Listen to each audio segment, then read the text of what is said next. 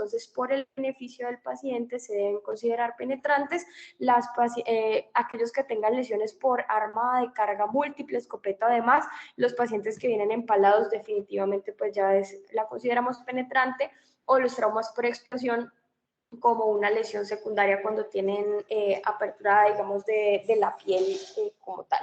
Entonces, vamos a definir las áreas del tórax. No sé si esto lo han ido repasando, pero porque no está muy claro, pues no es muy fácil de leer, sino que es mejor así explicadito. Entonces, digamos, vamos a empezar de arriba abajo. La primera zona es del opérculo torácico o de los vasos torácicos, que compromete también la parte, una zona pues del cuello, desde el cartílago tiroides hasta el segundo espacio intercostal de los rebordes laterales del tórax, que sería el surco delto pectoral. Este se llamaría entonces la zona del opérculo torácico. Tenemos la zona precordial, que se va a extender entre las líneas medioclaviculares de ambos lados y desde las clavículas hasta el reborde costal. Y esto se llama precordial, de que viene pues de la palabra de cordis, de que puede afectar el corazón y tiene un manejo específico. Las heridas toracoabdominales, que se extienden desde el quinto espacio intercostal hasta el reborde costal, en la parte pues anterior lateral, y en la parte posterior, digamos que nuestro límite anatómico va a ser desde la punta escapular hasta el reborde costal de la última costilla. Aquí vamos a hacer una diferenciación entre el lado derecho y el lado izquierdo, porque tienen manejos diferentes también. Y lo que resta del tórax, que sería, pues digamos, el recuadro que les estoy mostrando gris hacia las partes laterales que no entran dentro de estas zonas, sería las heridas torácicas puras. Es normal que, digamos, por trayectos, heridas por arma de fuego o, digamos, en esta misma zona, que es segundo espacio intercostal con línea medioclavicular, tenemos un paciente que tiene una herida precordial, pero también del opérculo torácico. Entonces, digamos que se pueden combinar. Lo importante que vamos a ver resumidamente de cómo es el abordaje inicial de cada una de estas es tenerlas en cuenta, clasificarlas, ponerlas en la historia clínica para que la gente sepa más o menos cuál va siendo el manejo como tal.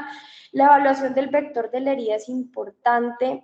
Yo no recomiendo mucho en herida por arma de fuego que se hable de, por ejemplo, de orificio de entrada, orificio de salida. Yo creo que eso se le debe dejar a los balísticos. Uno debe contar huecos, porque pasa, nosotros que vemos tanto trauma penetrante, que contamos 4 huecos y decimos, ah, bueno, sí, está en la entrada, la salida, tal, no sabemos los vectores, es muy difícil adivinar, pero también a veces se trata de 4 tiros diferentes y 4 proyectiles que están alojados en el tórax. Entonces, asumir que existe algún proyectil dentro del tórax cuando tenemos agujeros pues asimétricos, ¿no? Conteo asimétrico y simétrico. Ya las trayectorias van a ser definidas es por las imágenes. En la exploración de las heridas por arma corto punzante, ya definimos los vectores, porque yo puedo tener una herida en tórax, digamos en una herida torácica pura, pero el vector que me vaya hacia la parte precordial, y yo tengo que tomarla como una precordial por el beneficio del riesgo que significa esa lesión en el paciente, al igual como en la zona del epigastrio, que diríamos, ah, sí, es una herida abdominal, pero si el vector va hacia arriba, pues entonces tenemos una herida precordial como tal. Hablamos de heridas transmediastinales, aquellas que van a cruzar la línea media, ¿sí? La línea media, que, por ejemplo, una herida por arma de fuego entra en el tórax derecho, queda en línea media al proyectil, también se considera transmediastinal, o las que son anteroposteriores en relación al mediastino, que pues digamos sería ya ahí paraesternal en los pacientes. ¿Qué vamos a hacer entonces como abordaje inicial? Sé que ya hablaron de paciente politraumatizado. Esto tiene que ser metódico para todos. El ABCD, el ABCD, el ABCD. Y después de descartar, digamos, la primera parte de la A, si no tengo un paciente, digamos, circulatoriamente comprometido, que es la única razón por la cual la C iría antes de la A, nos vamos a enfocar en lo que es en la B, la segunda parte o el apellido que le llamo yo las 5 patologías que amenazan la vida, que no son 5 sino un poco más. Entonces, repasando los conceptos de salamandra, que ustedes seguro ya han hecho algunos cursos, tenemos dentro de estas 5 patologías que amenazan la vida lo que va a ser el hemotórax masivo, el neumotórax a tensión, el taponamiento cardíaco, el tórax inestable, el neumotórax comunicante y adicional hablamos, o digamos los dos adicionales de las 5 patologías que amenazan la vida, es el trauma laringotraqueal, ¿sí? O traqueobronquial principal y la lesión de grandes vasos que se ve más en el trauma transmediastinal. Entonces, lo primero es descartar la parte de la obstrucción de la vía aérea, que es otra de las urgencias, digamos que quirúrgicas para el abordaje inicial del paciente. En los pacientes con trauma penetrante tenemos sangrados activos que se van hacia el cuello, ya sabemos que el opérculo comparte la parte inferior de las zonas de cuello, el edema de los tejidos directamente relacionado con el trauma, el paciente que puede perder el estado de conciencia por un choque hipovolémico, entonces puede vomitar y broncoaspirar, entonces es importante que tengamos esta vía aérea permeable. En trauma cerrado como tal, la traigo aquí a colación, la dislocación posterior de la clavícula puede generar una obstrucción mecánica de una desviación de la tráquea, pero es simplemente para hacer un repaso de la lesión laringotraqueal, que generalmente es infrecuente, se da más en trauma cerrado, pero es esos pacientes que uno ya le hizo el abordaje inicial, lo intubó porque no tenía, pues estaba comprometido, etcétera, etcétera, y este paciente sigue presentando una fuga de aire sin mejoría clínica como tal. El enfisema subcutáneo, pues es un signo clínico muy difuso para esto, el neumomediastino también nos puede indicar algo, y el diagnóstico definitivo va a ser con la broncoscopia. El neumotórax a tensión, entonces generalmente tenemos un paciente que está con inestabilidad hemodinámica, tenemos un tórax asimétrico que está mucho más expandido en la parte afectada, la hipoventilación a la auscultación, y pues si tenemos adjuntos como lo es la radiografía o el FAST, pues vamos a encontrar un neumotórax. Generalmente esto es un diagnóstico clínico. La inestabilidad hemodinámica se da por la disminución de la precarga, toda esta compresión hacia el mediastino, hacia las cámaras derechas del corazón, entonces es un paciente que está comprometido hemodinámicamente. La descompresión inmediata es lo que va a salvar la vida del paciente. Antes de la TLS en el 2018, y seguro muchos tendrán este concepto, que se utiliza en angiocat grueso, donde en el segundo espacio intercostal se pone la aguja y se descomprime, pero se observa que no era efectivo desde el 15 hasta el 40% de los pacientes, eso era muy poquito. Entonces hicieron el switch, hicieron la comparación a poner esta misma aguja o el angiocat para la descompresión en el quinto espacio intercostal con línea axilar anterior en el triángulo de seguridad que veremos más adelante, donde generalmente ponemos el tubo de tórax. Aquí pues se ve que la efectividad aumenta considerablemente, es una medida rápida y fácil que se puede realizar en cualquier servicio de urgencias. En este paciente que está inestable, y le va a mejorar la inestabilidad hemodinámica. Entonces se debe palpar ese quinto espacio intercostal, se pone la aguja y se descomprime el pecho. Razón por la cual es más efectiva, simplemente lógica. Nosotros tenemos, los pacientes traumatizados generalmente son pacientes jóvenes, sobre todo en trauma penetrante, y la masa muscular que existe en la parte anterior del tórax es mucho mayor. Tenemos que pasar los pectorales, los músculos intercostales, mientras que en este lado tenemos un triángulo que no tiene tanta masa muscular. Pasando al taponamiento cardíaco, entonces simplemente se trata de cuando existe alguna herida precordial, se llena todo el pericardio de líquido de sangre y hace una compresión y por ende un choque obstructivo. ¿Listo? La triada de Beck, que la conocemos desde semiología, ingurgitación yugular con hipotensión y ruidos cardíacos del lado, solo se presenta entre el 10 al 40% de los pacientes, no es fiable, que si no la encuentro, entonces yo no sé si el paciente está taponado o no, pero cuando está, pues definitivamente ya hacen un diagnóstico clínico. Aquí nuestro mejor amigo va a ser el FAST extendido, donde en la visualización de las ventanas pericárdicas vamos a encontrar líquido y un colapso de las cavidades derechas, pero básicamente si encontramos líquido libre, paciente hipotenso, herida precordial, eso es un taponamiento cardíaco y es una urgencia quirúrgica. Eso significa que deben correr con el paciente. Si se encuentran en un rural, en un nivel 1, que no tienen cirujano, corran, lo que necesitan es gasolina, ambulancia. Si el paciente les hace paro, no se recomienda que se le dé masaje cardíaco, sino que se lleve rápidamente a quirófano. Igualmente la mortalidad en estos pacientes es muy alta, por lo tanto, pues digamos que no hay que llenarlo de líquidos, no hay que transfundirlo, hay que correr y la solución va a ser quirúrgica como tal. El hemotórax masivo lo encontramos entonces en ese paciente que puede o no estar comprometido hemodinámicamente. Vamos a encontrar la hipoventilación del hemitórax afectado. Si tenemos FAST o radiografía, vamos a encontrar líquido. Generalmente se da por lesión de vasos. Los intercostales son los más frecuentes, seguido pues ya vasos de opérculo, subclavia, aorta, incluso lesión miocárdica o también lesiones transpulmonares. Se define como más de 1500 cc de sangre al paso del tubo de tórax. Sí, o sea, acuérdense que estamos repasando en la B el apellido de estas 5 patologías. Aquí ustedes deben definir si este paciente requiere un tubo de tórax o no y ponerlo, digamos, de forma expedita para ver. Si tenemos ya al paso más de 1500 de drenaje, estamos ante un hemotórax masivo y ese paciente debe llegar a cirugía. ¿Qué pasa acá con este asterisco que tengo de más de 1000 cc de drenaje al paso? Que nuestra población, estos estudios de 1500 que se asociaban con la necesidad de un manejo quirúrgico para salvarle la vida al paciente, pues está hecho en las poblaciones de América, Estados Unidos, Canadá, y Europa, donde tienen pues un IMC mucho más alto, por ende más volumen de sangre, y nosotros pues somos indiecitos un poco más pequeños. Entonces nosotros tomamos como precaución más de 1000 cc de drenaje al paso en un paciente pequeño que pueda tener ya su choque hipovolémico profundo, grado 3, grado 4, sospechamos que definitivamente requiere algo de manejo quirúrgico. Pero en aras pues de exámenes y demás, tengan que son 1500 de drenaje al paso y 1000 para el diagnóstico, digamos que clínico y su manejo clínico en el servicio de urgencias y cirugía. El neumotórax abierto, digamos que no es algo que vaya a amenazar la vida completamente del paciente inmediatamente como las patologías que les acabo de mencionar, pero es cuando existe una herida soplante que genera una comunicación de la pared torácica y la pleura y poco a poco se va acumulando mucho más aire por las presiones pues, que intratorácicas son mucho menores que en el ambiente.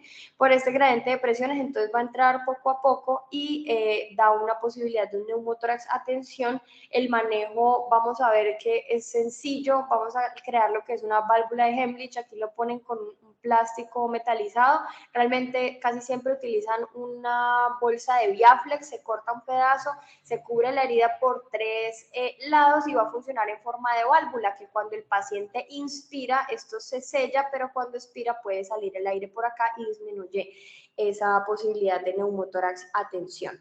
Ya con el tórax inestable, también digamos que a veces no amenaza la vida de los pacientes. Tenemos pacientes con muchas más fracturas que esto, pero que permanecen estables en la parte ventilatoria. El tórax inestable es más de 2 fracturas costales adyacentes en 2 o más segmentos, como lo muestro acá en la imagen, pero que genera pues una respiración paradójica, una disnea, un crépito, y que el paciente, a pesar de lo primero que tienen que hacer es ponerle el oxígeno, no mejora, ventila superficial, está muy taquipneico y es una de las indicaciones de intubación orotraqueal.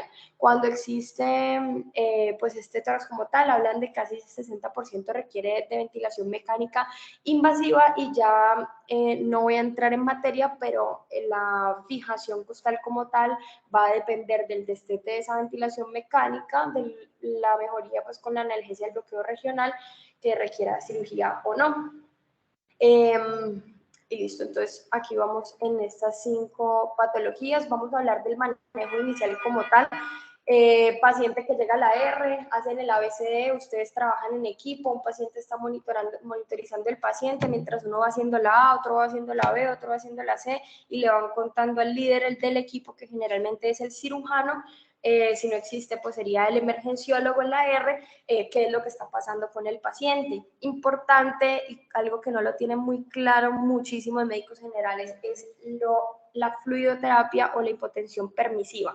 Llega un paciente traumatizado y quieren volarle la presión un montón porque les da miedo, que está taquicárdico, que está inquieto y demás. Ahora hablamos del concepto de la hipotensión permisiva. Viene desde 1994, donde el torso, que sería el tórax, y el abdomen y la pelvis, cuando existe un sangrado, es un sangrado no compresible, ¿sí? Diferente a las extremidades, que tenemos las estrategias de stop the bleed y parar el sangrado mientras se hace un manejo quirúrgico. Acá no. Entonces, tengo un paciente que se me inestabiliza, ¿cuántos líquidos le voy a poner en la R? Siempre es la pregunta, ¿qué le pongo? ¿Cómo le pongo? ¿Cuántos líquidos en total y en bolos? La idea es mantener una presión arterial entre 80 y 90 milímetros de mercurio, una tensión arterial media de 50, pero guíense siempre por la presión arterial sistólica, que les va a dar una perfusión suficiente a los órganos vitales del paciente sin empeorar la hemorragia mientras se hace un control definitivo. En los únicos pacientes que no se recomienda esto es en los pacientes pediátricos, las embarazadas o los que tienen trauma craneoencefálico severo asociado, porque ellos pues sí requieren ya una presión arterial sistólica mayor de 100 a 110 milímetros de mercurio para la perfusión cerebral.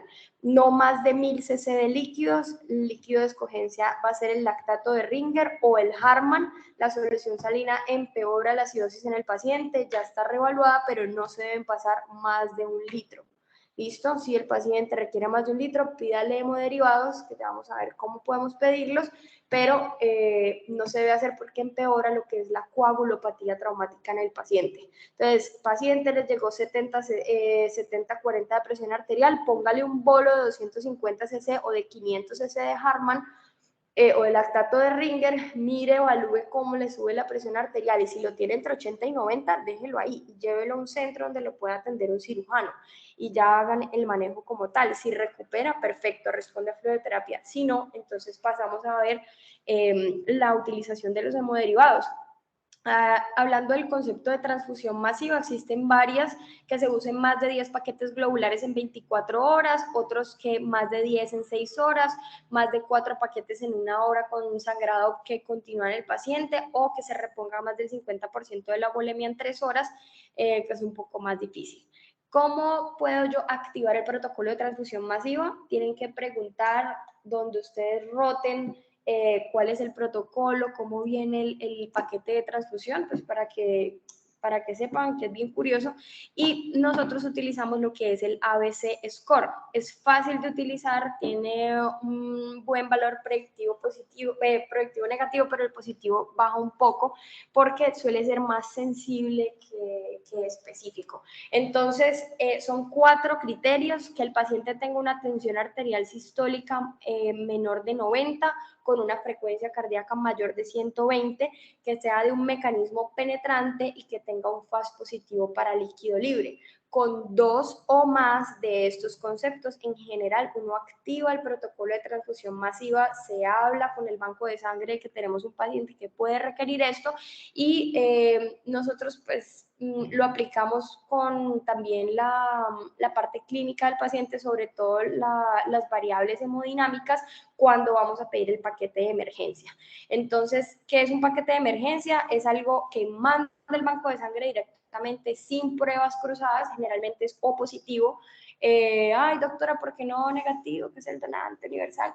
Porque, digamos, para los bancos de sangre no es fácil obtener y tener en reserva un poco de bolsas de O negativo para la gente. Generalmente es O positivo por epidemiología, que es el grupo de mayor frecuencia, pero si tengo un paciente, no sé, AB positivo, etcétera, y le voy a poner el paquete de emergencia, recuerden que esto es una medida, digamos que desesperada por expandir volumen para evitar el colapso circulatorio del paciente. Entonces, inicialmente no hay problema que no sea el mismo tipo de sangre, se manda el paquete de emergencia. En el hospital utilizamos 4 unidades de glóbulos rojos y 4 unidades de plasma, nos lo pasan directamente cuando se activa el protocolo de transfusión masiva y empezamos a transfundir el paciente.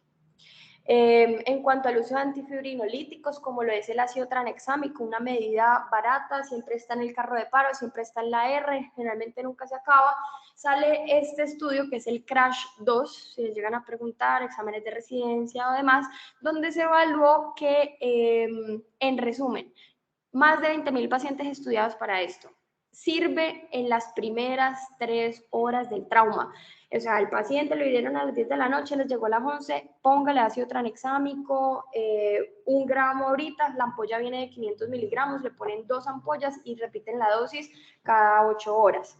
Esto disminuye lo que es el total de mortalidad en los pacientes, como también la cantidad de sangre, pues la cantidad de sangrado en el paciente, pero después de las 3 horas se observa que no hay una mejoría como tal para utilizarlo. Algunos dirán, bueno, igual es una medida bien económica, pongámosle el ácido tranexámico, pero sabemos que lo ponemos cuando son en las primeras 3 horas del trauma. ¿Listo? Entonces, 1 gramo en las primeras 3 horas y 1 gramo endovenoso cada 8 horas en las primeras 24 horas. ¿Qué hacemos con el paciente que nos llega inestable? ¿Qué es inestabilidad hemodinámica o qué concepto tienen de inestabilidad hemodinámica ustedes, chicos?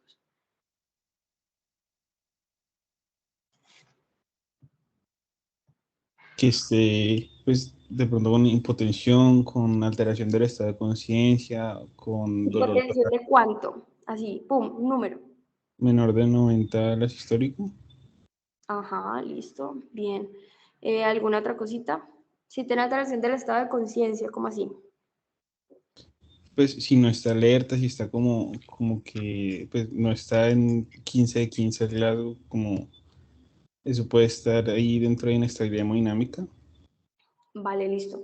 Bueno, entonces sí, el concepto que quede muy claro, presión sistólica por debajo de 90 es un paciente inestable hemodinámicamente, ¿listo?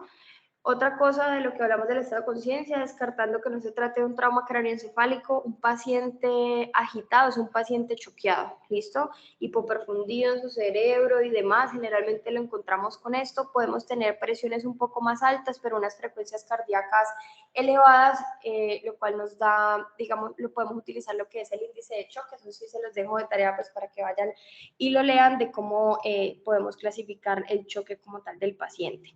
En el trauma penetrante, con respecto a la inestabilidad hemodinámica, pues vamos a mirar el algoritmo de acuerdo a qué es lo que vamos sospechando, pero lo que nosotros hacemos o lo que estamos impulsando a hacer con el grupo de trauma y emergencias es la colocación del REBOA.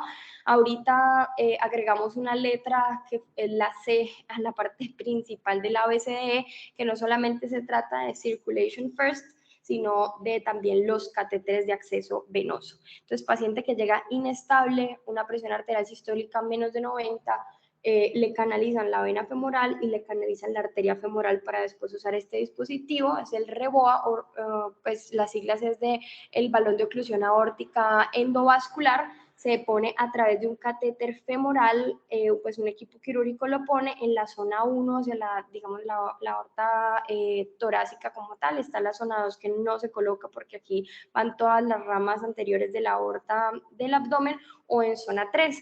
La idea era hacer una compresión sin necesidad de hacer una toracotomía de resucitación o abrirle el tórax o el abdomen al paciente para hacer el clampeo y evitar el colapso respiratorio.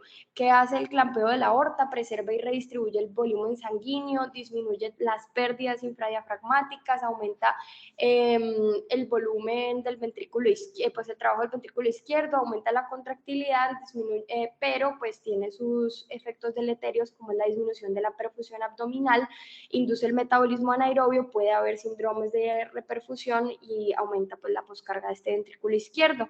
En la literatura generalizada está la indicación en trauma de pelvis, pues, y la inestabilidad hemodinámica, esa es como la más clara que existe, pero nosotros tenemos la propuesta desde el grupo de trauma de emergencias que se puede utilizar incluso en lo que es heridas de tórax, que antes se presumía si yo le ocluyo la aorta, le está sangrando acá arriba en cualquier arco supraórtico, entonces voy a aumentar la hemorragia. Esto se ha estudiado desde cerdos hasta pacientes, de que cuando se hace la oclusión aórtica no aumenta significativamente el sangrado, pero sí evita el colapso respiratorio porque voy a perfundir mejor coronarias y cerebro, que es lo que yo quiero evaluar en el, pues digamos que manejar en el paciente, evitando que no se me muera. Los pacientes estables, entonces vamos a enfocarlos de acuerdo a la valoración secundaria, la evaluación de las lesiones asociadas y según la localización que ya vimos. Lesiones potencialmente fatales, seguro lo leyeron en lo que le dije a Alejandro que leyeran del capítulo de la TLS de trauma de tórax, entonces aquí ya entramos a cuando hablamos de un neumotórax simple, hemotórax, otra parte de contusiones pulmonares y demás, pero, a ver, esto no quiero ponerlo acá, listo. Hablamos de los adjuntos de la valoración primaria, el mejor amigo nuestro ahorita es el ecógrafo para hablar de neumotórax y hemotórax, todavía no está bien validado para la colocación de tubos sin radiografía de tórax, a pesar de que nosotros a veces sí tomamos estas decisiones, pero son 3 cosas que yo quiero que ustedes se lleven de lo que deben evaluar en una radiografía de trauma. Todas estas nos permite, pues la radiografía, confirmar la lateralidad de la lesión, ver el trayecto, si le entró en el lado derecho y tengo una vena al lado izquierdo, pues yo ya sé que es transmediastinal, confirmar la posición del tubo endotraqueal cuando ya me llega el paciente intubado, pero estas son las 3 cosas grandes. 1, el espacio pleural, miren si tiene hemoneumotórax. 2, el mediastino, si se encuentra ensanchado o no. Nosotros tomamos más de 8 centímetros cuando hay ensanchamiento mediastinal, se debe tomar una angiotomografía de tórax y si existe algún tipo de objeto extraño. Esto incluye tubo de tórax, tubo endotraqueal, balas, armas por empalamiento. ¿Listo? Estas son 3 cosas que deben evaluar siempre en una radiografía de tórax por trauma. Ya herramientas diagnósticas de la valoración secundaria o los llamados adjuntos de la valoración secundaria, llegan las tomografías, el esofagograma, el esofagoscopio, el ortograma, incluso la ventana pericárdica o broncoscopia y la endoscopia. Vamos a evaluar primeramente cómo grados de hemotórax, pues se los van a preguntar, esto es un concepto que deben tener. Se divide en grado 1, 2 y 3. Tenemos que tener el paciente lo que es sentado o parado para hacer esta clasificación porque pues necesitamos que exista como este nivel de líquido para clasificar y para, pues sí, para clasificar el hemotórax y ver cuándo sí amerita un tubo de tórax. Cuando tenemos ese paciente politraumatizado, que es muy difícil, generalmente nosotros vamos a ver una radiografía de tórax, como el líquido se dispersa hacia la parte de atrás con una imagen un poco más blanca que el otro pulmón. Entonces, miren a ver si con el ecógrafo o simplemente por la parte clínica le ponen el tubo al paciente por beneficio clínico. El grado 1 va a ser cuando solamente hay un borramiento del ángulo costofrénico lateral. ¿Listo? Y generalmente hablan de un promedio entre 50 hasta 200 cc de líquido para que exista ese borramiento del ángulo costofrénico cuando tenemos la radiografía PA o AP. El grado 2 es cuando llega a la cúpula diafragmática. Entonces, ya no es el costofrénico, pero sino la cúpula, que ya estamos hablando entre 200 y 500 cc de líquido, y por encima del diafragma ya se considera un hemotórax grado 3. ¿Van a encontrar en alguna literatura que tiene que ser hasta el cuarto espacio intercostal? No. Por encima de la cúpula diafragmática es un hemotórax grado 3. Y recordar que grado 2 y grado 3 es una de las indicaciones de toracostomía. Ahora en neumotórax vamos a tener diferentes clasificaciones, lo que son los consensos del American College y la Sociedad Británica de Tórax. Ellos no van a definir por porcentaje, sino si se trata de un neumotórax grande o pequeño. Ellos definen grande o pequeño, los americanos hablan de la medición apical, desde, no sé si ven aquí bien en la radiografía, cómo estoy aquí delimitando la pleura de este pulmón y acá existe en este espacio pleural aire. Esto es un neumotórax simple, no vemos que tenga acá líquido en el ángulo costofrénico. Entonces ustedes pueden medir desde la punta de acá hasta la parte superior del tórax y si es mayor de 3 centímetros es un neumotórax grande y requiere de tubo de tórax. Las guías británicas ya van que a nivel del ilio pulmonar, o sea, este nivel, tengamos una medición lateral y si es mayor de 2 centímetros se considera neumotórax grande. ¿Qué utilizamos nosotros? Que sobreestima un poco el neumotórax, pero es muy bueno, el método de REA. Esto es el normograma de REA y es una medición que se hace en 3 puntos. En el punto A ¿sí? En el punto B, que sería como la mitad de la parte superior del tórax, y el punto C, que es la mitad de la parte inferior del tórax. Estas mediciones, que la pueden hacer en cualquier sistema de imágenes, las suman y las dividen en 3. ¿Sí? Cuando ustedes dividen este valor de A, B, C, les va a dar unos, bueno, esto en centímetros, pues van a este normograma y hacen la correlación del porcentaje de neumotórax. Nosotros tomamos como límite el 30%, otros autores hablan del 25% para definir el paso de una toracostomía en un neumotórax simple. ¿Listo? Aquí hago un resumen de las indicaciones de toracostomía cerrada. Esta tabla la saco de uno de los capítulos de un libro que vamos a publicar próximamente en noviembre de Cirugía Univalle. El que quiera me escribe, yo le mando, porque habla todo de toracostomía cerrada, paso a paso, indicaciones, cómo se retiran los tubos, etcétera, pero pues se los mando ya por WhatsApp.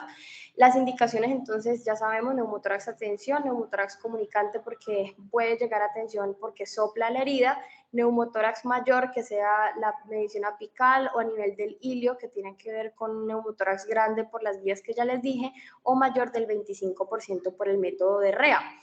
Aquellos que no cumplan con este criterio, pero que sean sintomáticos, ay, que me siento con disnea, doctora, me ahogo, o tiene dolor pleural, se le debe poner tubo de tórax. Aquel que requiera transporte aéreo, en caso de que estén en un ámbito militar o no, menor del 25% se le debe colocar. Aquel también que va a cambiar las presiones de la vía aérea, como en un submarino, o por ventilación mecánica invasiva, se le debe colocar. Los hemotórax grado 2 y grado 3, al grado 1 no se le coloca tubo de tórax, sino que se le hace un seguimiento a las 6 horas, y la presencia de hemoneumotórax, ¿listo?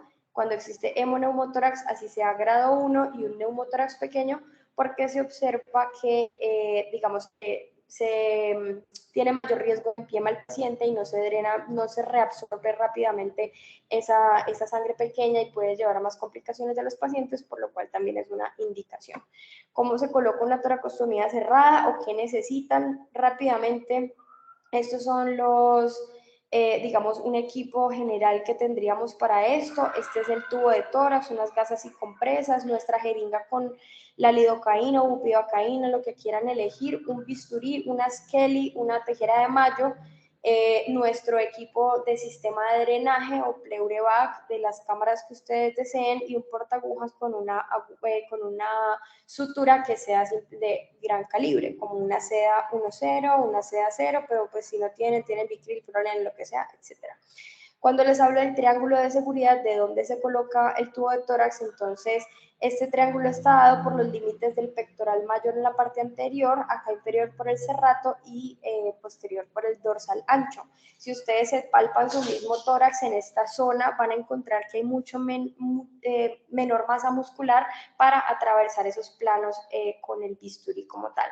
La posición ideal del paciente es que sea semisentado, porque eso genera que el diafragma baje lo más que se pueda en ese paciente, y pues digamos haya menor riesgo de entrar al abdomen, a pesar de que se recomienda que sea en el quinto espacio intercostal también para prevenir esto mismo. ¿Cómo se hace? Primero entonces la infiltración. Yo infiltro el espacio intercostal superior, inferior y algo entre los músculos intercostales, porque cuando uno rompe la pleura le duele mucho al paciente. Tener en cuenta cuáles son las dosis máximas de los anestésicos locales, porque la zona de la caja torácica es donde más se reabsorben estos anestésicos. Después de hacer una incisión del tamaño del tubo, del tamaño del dedo, porque vamos a hacer una exploración digital, se hace una disección Roma con la Kelly, así como la veo, es como una pequeña puñaladita sobre la costilla, ¿sí? Sobre el arco costal. ¿Por qué? Pues porque sabemos que el paquete nervioso va en la parte inferior. Disecamos, entramos y abrimos sacando esta Kelly. Previa medición de tubo, desde la línea media o desde el esternón hasta donde yo hice el hueco de la toracostomía, es lo que se debe introducir en el tubo. Se introduce después de hacer esta exploración digital para despegar o darnos cuenta con estas medidas que no esté un pulmón aquí adherido porque tuvo una neumonía previa o alguna cosa, y esto evita que nos quede intraparenquimatoso el tubo. Después de colocarlo, la fijación es de lo más importante, que quede bien fijo, se conecta al pleurevac, así se colocan los apósitos ya para el paciente. ¿Listo? Y siempre se debe confirmar la colocación del tubo de tórax con una radiografía. Ya para dar el brochazo pues, del manejo selectivo según las zonas. Entonces hablamos del trauma transmediastinal, todo que llegue hacia la línea media o que cruce la línea media o en esta zona anteroposterior debe estudiarse con angiotomografía de tórax, al igual que en el opérculo torácico por la frecuencia de lesiones que existen a los grandes vasos, sea del mediastino, sea de los vasos subclavios, de la carótida común que va hacia el cuello o sí, ya. Listo. Y esos son como los más importantes y de ahí que en esta zona también del cuello uno pretenda estudiarlo con tomografía de tórax. En la tomografía nos permite no solamente ver los trayectos, sino también el tipo de lesiones y hacer un manejo selectivo de acuerdo a eso. Entonces, si encuentro, aquí vemos una contusión pulmonar por un trayecto transmediastinal, acá se lleva el cuerpo vertebral anterior, vemos algo de enfisema, aquí vemos que está el esófago, entonces si sospechamos por trayecto que ha comprometido el esófago, se estudia con una endoscopia. Si hay una sospecha de lesión de tráquea o del árbol traqueobronquial, se debe pedir una broncoscopia.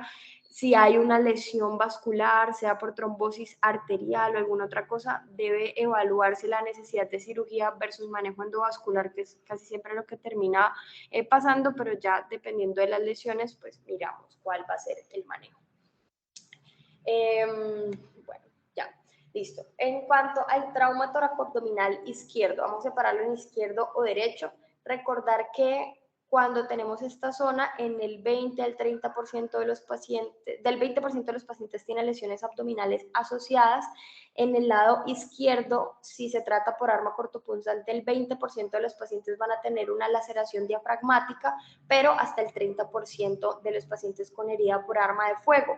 Esto que predispone que estos pacientes, después de que yo le hago la radiografía de tórax y miro a ver si tienen neumo o hemotórax, debo vigilarle el abdomen porque nosotros hacemos manejo también no operatorio de trauma penetrante de abdomen. Si el paciente hace abdomen agudo o viene vomitando con hematemesis, alguna otra indicación quirúrgica, pues se lleva a la parotomía y se debe explorar el diafragma. Siempre se debe explorar el diafragma izquierdo porque así sea una herida chiquitica, con el paso del tiempo y el aumento de la presión intraabdominal sobre la presión del tórax, ese hueco se vuelve más grande y luego tenemos lo que es una hernia diafragmática que han llegado los pacientes pues bien comprometidos. A veces es en el momento agudo, que no es tan frecuente, más en trauma cerrado de alta energía, pero si llegan tiempo después cuando no se hizo la exploración diafragmática. Nosotros vamos a definir esa exploración por el abdomen, por laparoscopia o por tracoscopia de acuerdo a las lesiones que tenga el paciente.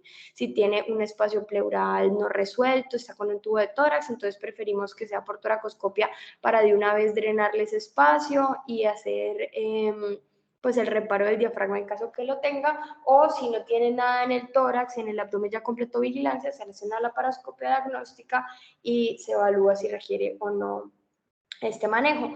Para el trauma precordial, este tema es muy bonito, les voy a dar lo más importante porque esto pues, es una charla completa aparte. Ha habido un cambio de paradigma que va corriendo con los años. Antes, todo paciente con trauma precordial, estuviera estable o inestable, se llevaba a toracotomía o a esternotomía para evaluar el corazón. Eso generaba casi un 80% de cirugías no necesarias en los pacientes y con la morbilidad que esto significa. Luego fue cambiando, si estaba estable o pues inestable hemodinámicamente se lleva a cirugía, pero cuando estaba estable hemodinámicamente definiendo qué criterios. Aquí cobra importancia lo que es el FAST extendido. Nosotros hacemos un seguimiento ecográfico en el paciente que está estable. Vemos si la ventana pericárdica, que hacemos una paraesternal y una subsifoidea, si tiene líquido o no. Si es negativa, inicialmente cuando llega el paciente se le da vigilancia clínica 24 horas con un eco seriado cada 6 horas y si a las 24 horas ese eco no se torna positivo, el paciente continúa hemodinámicamente estable, se va para la casa y no se le hizo nada más. Hay que tener cuidado cuando existen hemotórax asociados porque pueden dar tanto falsos positivos como falsos negativos en la ecografía, lo que pues perdemos esta herramienta como tal y ahí cobra importancia lo que es la ventana pericárdica. Traigo estas flechitas para recordarles que en la zona precordial sí están en otras zonas, pero se acercan a esta misma, pues deben tomarse así. Entonces, previamente en el paciente hemodinámicamente estable, hablábamos de una sensibilidad, una especificidad muy buena para heridas ocultas con el eco, miren, una especificidad del 92% y una sensibilidad del 79%, se hacía entonces el seguimiento ecográfico, si era positivo se llevaba a ventana pericárdica, y si era positiva, que es, digamos, uno llega, hace un rotico en el pericardio a través de una incisión subsifoidea, si eso era positivo, entonces llevaba al paciente a esternotomía. ¿Qué cambió con los surafricanos? Que ahora uno llega, mete una sondita y empieza a lavar con agua, y si eso la aclara, entonces no se le hace nada al paciente porque es una herida que probablemente no requiere cirugía, solamente del pericardio o de un espesor parcial, y se deja quieto. Si ya la ventana pericárdica era negativa, el paciente se mandaba para la casa. ¿Listo? ¿Qué es lo último que hacemos acá en la institución? Esto todavía pues está en estudio, pero aparte de la ventana pericárdica del seguimiento ecográfico, hacemos cuando es positiva, medimos ese hemopericardio, y si ese hemopericardio es menor de 1 centímetro y no tiene signos de taponamiento cardíaco o tiene hemotórax asociado, el paciente se le hace seguimiento, y lo que se observa es que en el pasar de las horas, después de las algunos hacen seguimiento 4, 6, 8 horas o cada 6 horas por 24 horas, incluso hasta los 6 días, el hemopericardio resuelve y el paciente no requirió de ninguna exposición quirúrgica. ¿Listo? Y ya casi para terminar, el trauma toracoabdominal derecho hace parte también de otro tema central. Tenemos acá la diferencia que el hígado ocupa la mayoría de este espacio, por lo tanto, aparte del posible compromiso torácico y abdominal de la vigilancia, está siempre la indicación del TAC de abdomen con un protocolo de trauma que solamente contraste endovenoso para fase arterial y venosa. Esto va a permitir que evaluemos el grado del trauma hepático. Aquí está la tablita, simplemente sepa que existe una clasificación de la AST, o pues de la Sociedad Americana de Cirugía de Trauma, que se clasifica de 1 a 5 de acuerdo a lo que se observa en la tomografía, el líquido perihepático, el compromiso y la laceración del hígado, la cantidad de los segmentos asociados, y de acuerdo a esto, la mayoría de los pacientes, sobre todo hasta el trauma grado 4, se le da manejo no operatorio, que es seguimiento de hemoglobina, manejo con hemoderivados, y pues el paciente se vigila mínimo 72 horas en el hospital sin requerimiento de cirugía alguna. En caso tal de que empiece a caer el hematocrito, que el paciente se inestabilice, ya no lo llevamos a cirugía, empaquetarlo como se llevaba unos años antes, sino que se llega a una angioembolización selectiva de estas lesiones. Y para terminar, del trauma torácico puro, pues definitivamente hagamos la radiografía de tórax, el manejo según el tipo de lesión que ya vimos.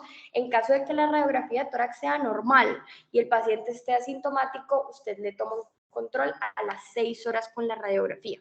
¿Listo? Si el paciente ya le llega a usted después de las 6 horas del trauma y la radiografía está normal, tenga la seguridad que ese paciente no va a tener ninguna lesión que amerite de su manejo y le puede dar salida. Pero si no, que generalmente pues no llegan después de las 6 horas, tómele una radiografía de control y después de eso le da salida.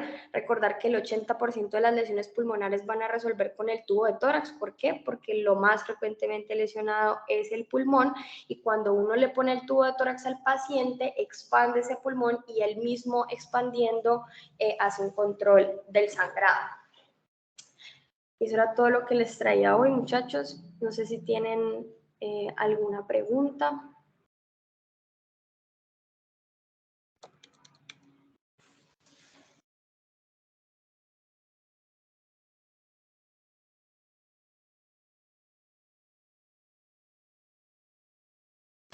Parece que no hay preguntas. Hola, profe, ¿cómo está? ¿Cómo estás, Claudita? No, pues primero que nada, muchas gracias por acompañarnos a la actividad académica del grupo de investigación. Este es un grupo pues de interés muy particular en el área quirúrgica y pues de tu propia universidad, de la que eres hija. Entonces, muchas gracias por la exposición, impecable, espectacular. Yo creo que no hay nada que adicionar a todo lo que les contaste a todos los doctores.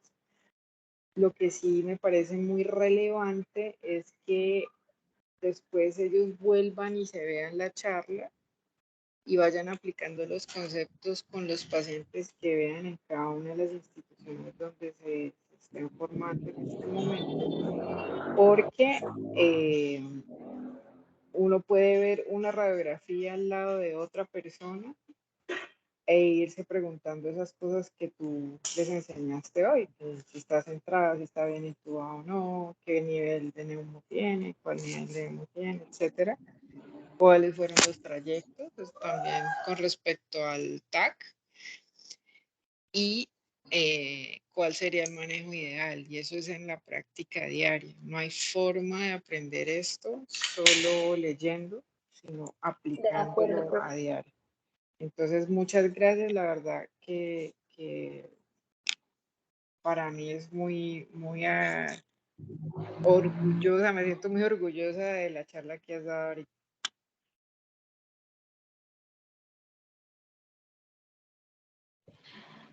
Profe, ahí creo que la doctora Karen Ponce está con la mano levantada, no sé si quiere decir algo más. Hola, buenas noches. Sí, pues quería primero felicitarte, muy buena charla, como te dijo ya la doctora Gutiérrez, muy completa, no hay, igual pienso lo mismo, no hay muchas cosas por agregar porque creo que todo estuvo súper claro. Como recalcar un poquito, tú lo mencionaste, pero es importante que todos tengamos presentes que a veces por escuelas las definiciones cambian un poco, como para tener en cuenta que muchas veces nos vamos a otros lados a rotar y eso, y es importante que en cada sitio, incluso aquí en Colombia, en cada ciudad, se modifican esos conceptos en muchas cosas, tanto como protocolos, como las zonas del tórax. Por ejemplo, si uno se va a Bogotá, ya van a decir que la zona precordial es hasta la línea axilar anterior izquierda, nosotros la manejamos como tú la mencionaste. Esa definición que nosotros tenemos, y eso no es pues como antojo, sino que está basada en estudios locales que se hicieron hace mucho tiempo, pero pues como les digo, igual escuelas son escuelas y allá les van a discutir muchos motivos para manejarlo de otra forma, y pues creo que cada cosa es válida, es adaptarse a los protocolos de cada quien, pero como les digo, estas definiciones están basadas en evidencia y eso es súper importante conocerlo.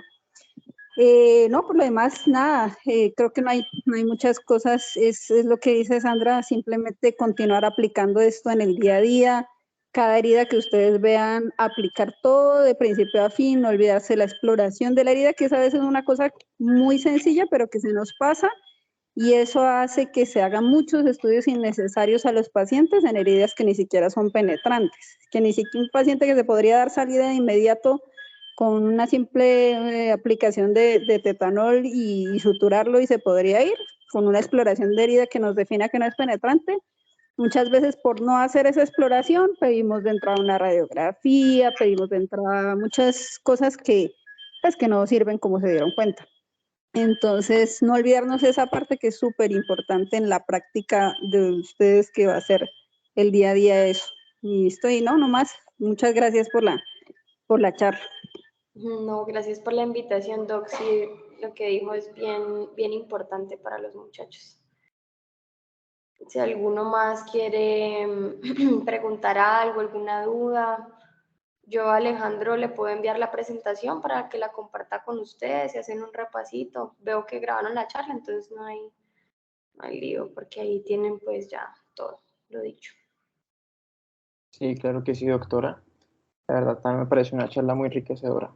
Y también lo del libro que estabas comentando durante la sesión, también me lo podrías enviar, yo lo envío al grupo. Vale, listo. Eso es un premiecito, pero para ustedes. Muchísimas gracias.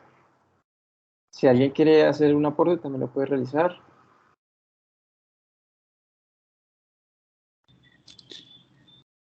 Hola, no veo más manos levantadas, entonces pues yo quería, bueno, ¿alguien escribió algo? Ok, ya, gracias. Yo quería pues dar las gracias a la doctora pues por habernos acompañado hoy, pues fue una charla excelente, muy fluida, muy clara, todos los conceptos, pues un tema que es súper chévere, pero también pues que tiene como muchas minucias, que muchas veces pues la gente pasa por alto las zonas del tórax, también pues que el diferente manejo o el diferente algoritmo pues dependiendo de la zona me parece buenísimo y pues que me parece muy valioso para nosotros que estamos pues en una región que tiene pues tan alta prevalencia de este tipo de lesiones, pues es importantísimo que desde nosotros que seamos próximos médicos generales pues tengamos claro cómo es el algoritmo de manejo inicial de estos pacientes. Pues también, doctora, muchísimas gracias. Pues un orgullo tener como una egresada de nuestra universidad acompañándonos en estos grupos. Esperemos que pues, se vaya volviendo cada vez pues, más costumbre y cada vez seamos más de nosotros que podamos estar en los posgrados acompañando pues este tipo de grupos. Muchísimas gracias. No sé si haya más preguntas, si quieren levantar la mano o decir algo. Claro que sí, no, muchas gracias, chicos. Ánimo.